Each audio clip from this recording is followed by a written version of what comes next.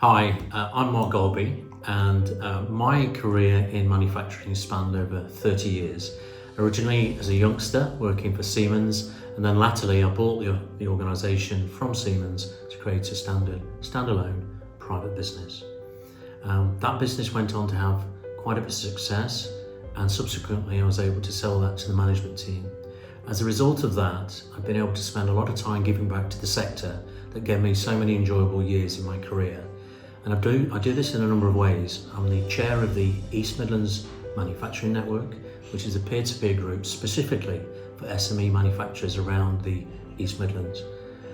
And secondly, I'm the chair of Qinesis, which is a business growth company whose mandate is to help and support senior executives and businesses achieve their aspirational goals for their business.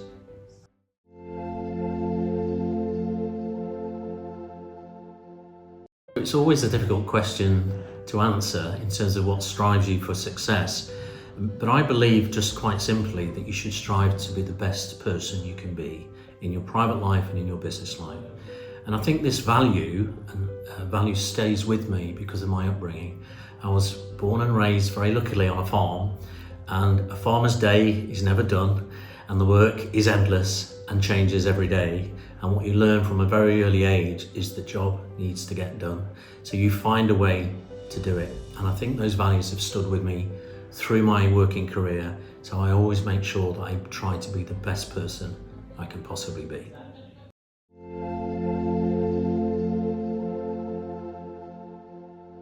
I feel I've learned a lot of things in my time in business, but the first most important thing I remember is that you always must be yourself and always be your instinctive and reflective self.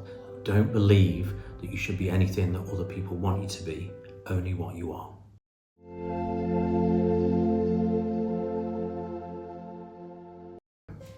So the dynamics of working with teams is an interesting one, and it's really difficult to summarise what's best. But if I was to pick on one particular thing, other than being very clear about what the objectives are for a team, is have the belief to trust in them to make their decisions.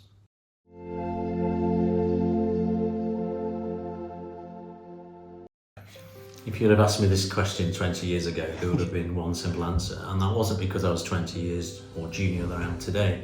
It's because the world's changed, and I genuinely believe that now businesses can have very profitable businesses that generate strong value for their shareholders, but also have very well robust implemented ESG and CSR programs and strong community links. So these two things are no longer mutually exclusive.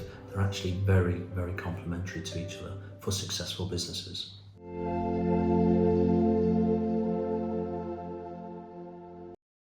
I'm very lucky that during my junior management career I had some really great supportive guidance from good, strong managers, and that seemed to follow me through my management career, which I was very, very grateful for. I always valued their guidance and input, and there's a mutual respect between all of the managers I served under until indeed I became my own senior manager. And I do look back with fondness, and it's really interesting to note that I am still very good friends with every single one of those managers that I'd spent time with in my junior years, some of which now live abroad and of course retired. But we still have a strong bond that I feel was forged in those early management years through mutual respect.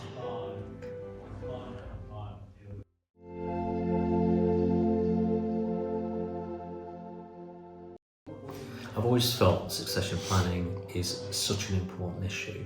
In fact, you could argue that it's never too early to start.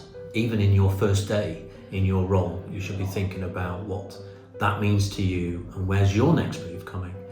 So I think it's extremely important that that's a conversation that never gets put off, never gets deferred or put away for another time because you run out of time. And I've seen really strong examples of really positive and seamless transitions through managerial structures because of good, well-planned and robust succession plans.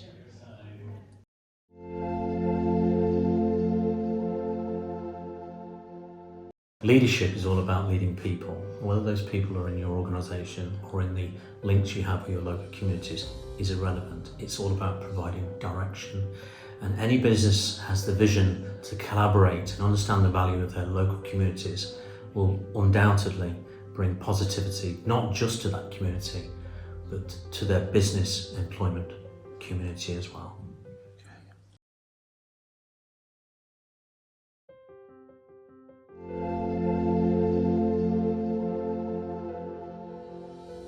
You.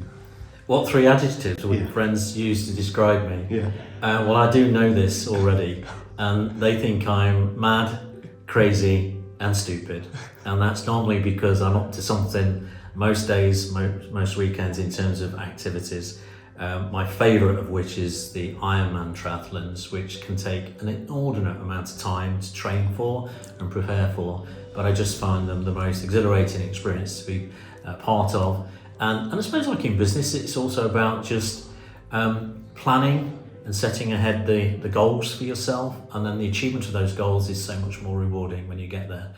But it still doesn't stop them from calling me stupid, mad, and crazy.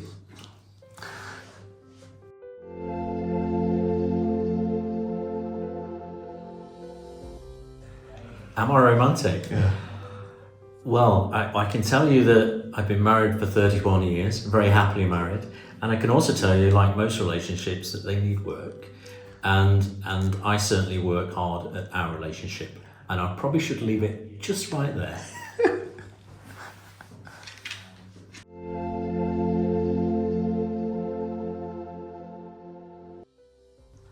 Yes, I'm an early riser, and I've got to say that it sometimes can be the most beautiful part of the day, weather-wise, but also the serenity of an early morning start.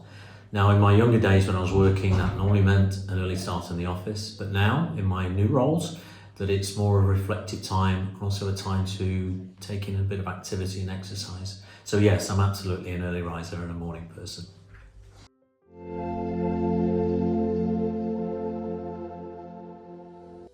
City. I'm surprised you've had to ask me this question. I'm Nottingham born and bred. I'm very proud of it. The Queen of the Midlands, as she's affectionately known, and she's one of the 11 core cities of the UK. It's been my home pretty much all of my working life, and I love it.